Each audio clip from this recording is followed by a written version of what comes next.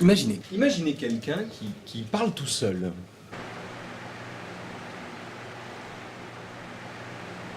Un peu comme un ventilateur en marche, à pleine vitesse, dans une pièce vide. C'est quelqu'un dont on se moque éventuellement.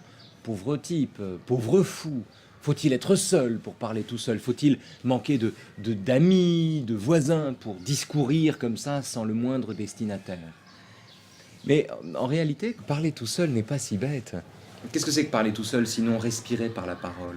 Laisser enfin libre cours à tous les mots qu'on retient, parce qu'il y a des témoins justement.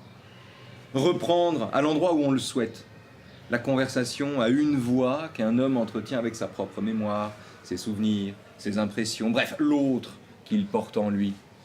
Alors qu'en revanche, celui qui s'interdit de parler à haute voix quand il est seul, c'est celui qui se jugerait lui-même, c'est celui qui se regarde lui-même, qui fait comme si les meubles pouvaient l'écouter, comme si les murs avaient des oreilles, comme si le silence était un témoin. Parler tout seul n'est pas toujours un signe de folie. Mais s'interdire de parler tout seul, parler à haute voix quand on est seul, n'est pas toujours un signe de bonne santé. Non.